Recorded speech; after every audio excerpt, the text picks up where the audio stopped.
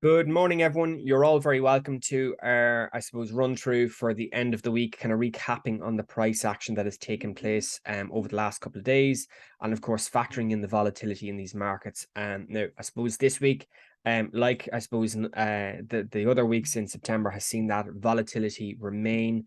The volatility is very much pinned to the downside and over a lot of different asset classes, but we have seen a kind of a marginal recovery in the last 24 to 48 hours or so. So this morning we will be looking at the indices, we'll be looking at the movements in the FX markets, we'll be looking at gold as well from a commodity perspective, and of course finishing off with the DXY and the yields as well. So if we go from left to right, starting with the likes of the US dollar and the 10-year yield, we can see very, very clearly that on Wednesday we had yields, broadly speaking, globally moving higher. We had higher yields in Germany, the UK, and of course the 10-year. But we have seen those yields kind of come back a little bit since Wednesday, back to kind of the 3.7% price level. So I suppose from a risk perspective, from an investor sentiment perspective, it will be very interesting to see, does this weaker yield narrative continue? Because if it does, it's going to have to give a little bit of buoyancy against the likes of the dollar pairs, and of course give that little bit of a stronger impulse into month end today in the markets, and hopefully get these indices potentially as high as possible on the retracements and pullbacks in these markets. So that's obviously one to keep an eye on today, in terms of a sentiment perspective bias. So of course, 3.5% does become a very, very interesting level if this short-term retracement continues. And of course, if you're to look on the weekly time frame or the daily, you can see how the markets look to be coming back for that double tap move at 3.5%. Now, migrating across to the DXY, so obviously from the US dollar perspective, markets this week had been grinding higher into Wednesday. We were looking at kind of 115s. However, on Wednesday evening, we did see that kind of breakdown. We did see the markets kind of break through that 113 structural short-term low. Since then, we've kind of been creating that bearish order flow in the pullback. So again, risk sentiment, investor sentiment has been peaking a little bit since Wednesday evening, and we've seen that dollar obviously pull back. So from our perspective, we're obviously seeing the dollar pull back. We're retesting this 4-hour area from yesterday morning. Last Thursday morning, should I say, at 111.75. But I suppose if you're looking at the short-term order flow, there is still very much the potential to kind of come back into this kind of 110.80, 111 area down here. So I suppose it's worth keeping an eye on the price action to see if there is any cyclical changes in the price action, given the increased investor sentiment, as we said, over the last kind of 24 to 48 hours. Now, again, with the weaker dollar, that's obviously given a lot of support to the cable, which had an awful start to the week, where markets actually on the cable went to 104. But if we look at the euro first, we can see that very, very strong recovery in the euro this week. 96, short-term rally again, back into kind of the 99s, where we kind of focused our area or focused our price action on at the beginning of the week. And I would expect the price action in euro dollar to now start rigorously testing this area of interest to see how does the markets react into the close today, and of course setting the course of action for a new quarter and a new month on Monday. So obviously October brings the start of Q4, which will be a very, very interesting start to the month, given how we've obviously going to finish today. Now, of course, on the cable, as we mentioned there briefly, we can see that massive flash crash last week. We had gone from kind of 112 all the way kind of into 1/8 on the close of the week. We then sold off initially on Monday back, but held above this kind of 105, 106 area very, very clearly through kind of Tuesday and Wednesday. So what actually happened is then we were range bound between the open of where we started on Monday and I suppose this 106 handle. But since then, the cable, obviously with that weaker dollar play, has given cable a little bit of buoyancy into 112. And really this area now between kind of 112, 113 is going to be the structural area to see how does the cable react around here, because it's technically up 900 points off the low of Monday, which is an incredible short-term move in price action. But also you have to take in the broader sentiment. The broader sentiment here is obviously still very, very much bearish. But from my perspective now, I would like to see the price action kind of get into 113s, 114s to kind of give us that cyclical retracement, cyclical reversion and price action that markets do tend to look for in normalized circumstances. So I suppose from our perspective, it's just to see how does the markets react at 110 or 112 from a short-term perspective, but obviously focusing more on this 113, 14 levels as well as the day unfolds. So that then brings us into dollar yen. Now, the big news overnight, just to kind of mention the news structurally, the BOJ plan to buy 500 billion yen on 5 to 10 year JGBs 4 times a month, revised from 4 times in the previous quarter. So obviously more frequently with a higher volume. Plan to buy 250 billion of 10 to 25 year JGBs twice a month rather than twice a quarter. So the previous figures were 125 billion and 500 billion. So the margin, the quantity is increased of QE, essentially. So obviously more buying, and of course the frequency of that has increased as well. So that's obviously trying to tackle the marginalized deficits that the yen is seeing against its G7, G10 counterparts. And of course, then if you look at the maturity bond beyond 25 years, they have increased that to 100 billion yen against 50 billion that was previously recorded, and they're doing twice a month rather than twice a quarter. So in dollar terms, what does that equate to? Well, in dollar terms, doing the maths this morning, that equates to approximately $61.5 billion.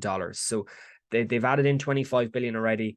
Another 61 on top of that brings us to around about 89 billion. Now, 89 billion in realized terms is a lot of money, but when you're looking at fiscal governments, central banks, etc., 89 billion isn't actually as much as you would think.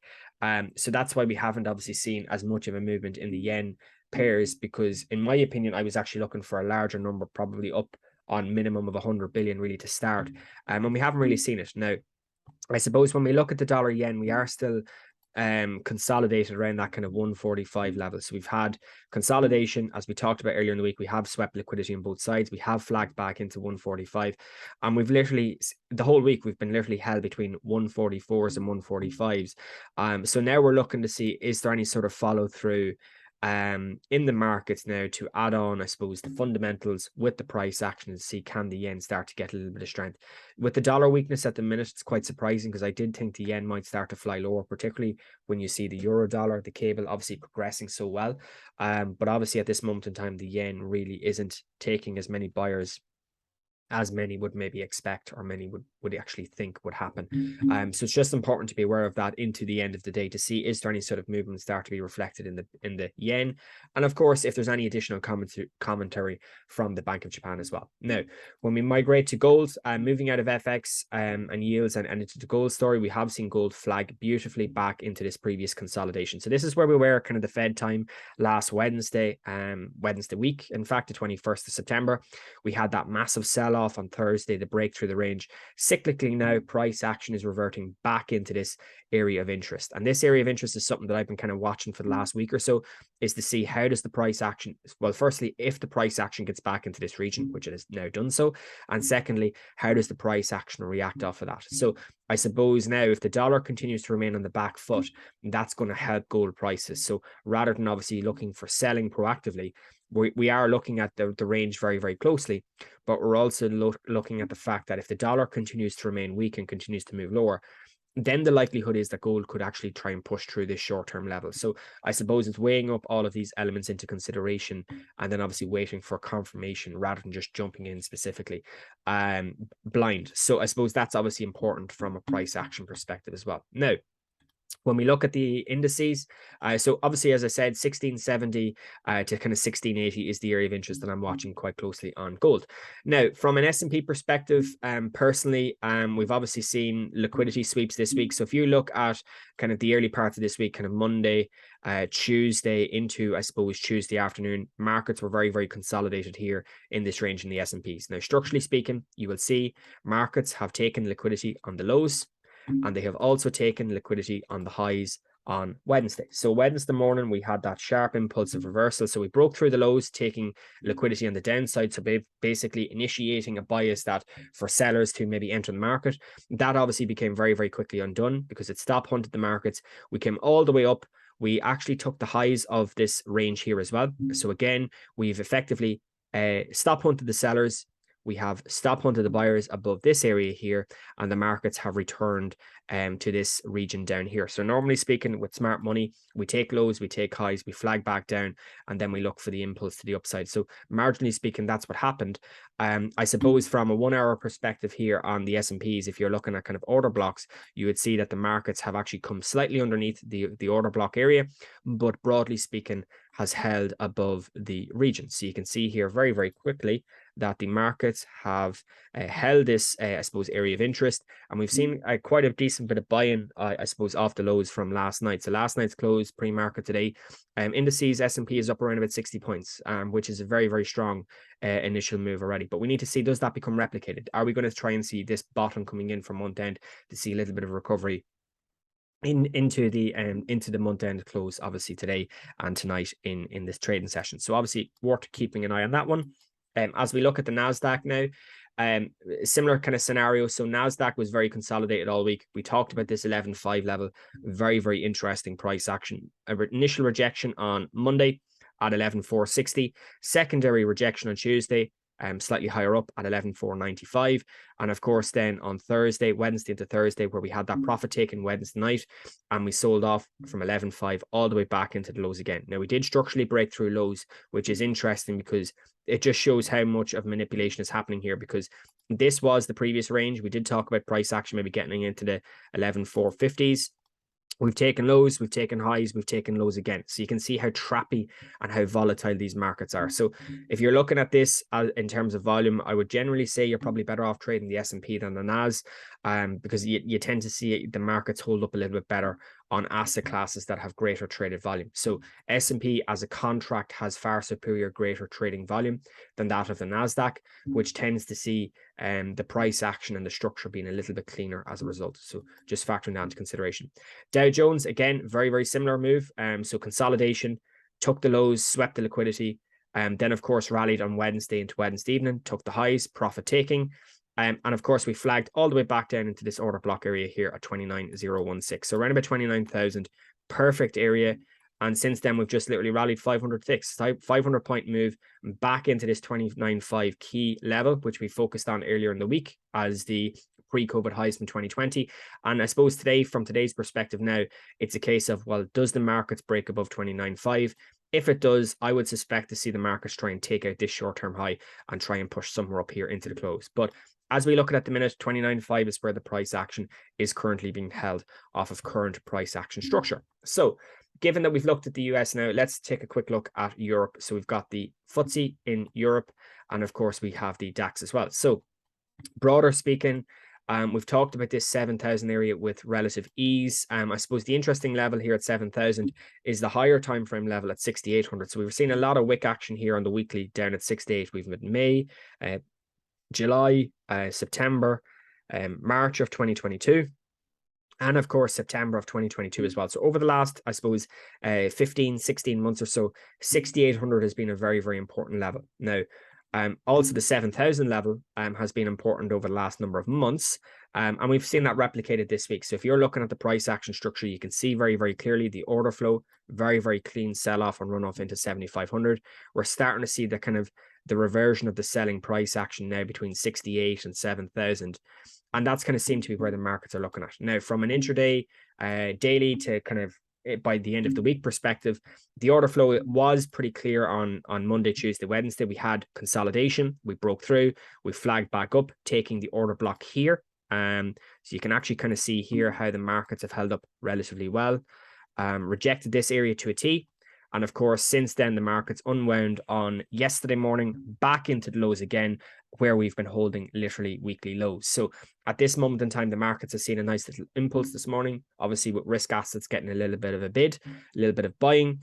And that's, of course, where the indices now are reflected. So we've rallied quite nicely off that 68.40, 68.50 level short term, and we have made that impulse kind of back above 69. So I suppose from our perspective now, does that narrative, does that bias continue into the weekly close, and do we come back up into the 7,030 area of interest up here into the weekly close? So I suppose just kind of further guidance would be kind of warranted and required on this one, just to kind of get bias and get clarity. Now, if you're looking at 30s, you're seeing obviously that impulse this morning, price actions creating a short-term high? Will we get one sort of last ditch move into 68.70, 68.80 to allow that increase up higher? Well, let's wait and see. I suppose if you're looking at proactively longs, you're probably better off waiting for pullbacks. But from a bias perspective, it's just all about clarifying the analysis as much as possible. So giving yourself, within your trading strategy, giving yourself entry structures, entry criteria, refining your price action that you're looking for, and then building those confirmations, building those entry criteria that when you enter a trade, you have a number of different biases replicating that kind of idea that you're looking for. Now, of course, last but not least, moving to the DAX, we can see that order flow still very much bearish. So we've broken through 12.5s, consolidation at the early parts of the week, broken lows, came back up into this region again.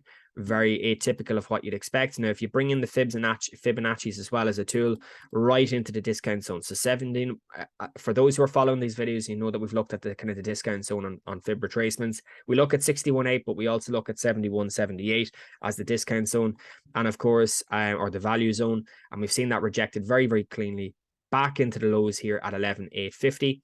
And that is effectively where the markets have been holding on the weekly lows. So obviously yesterday, this morning, markets have rallied up like with the FTSE. Now we're pulling back again. Are we going to see kind of one last maybe short-term bearish impulse to allow the markets to recover into the day?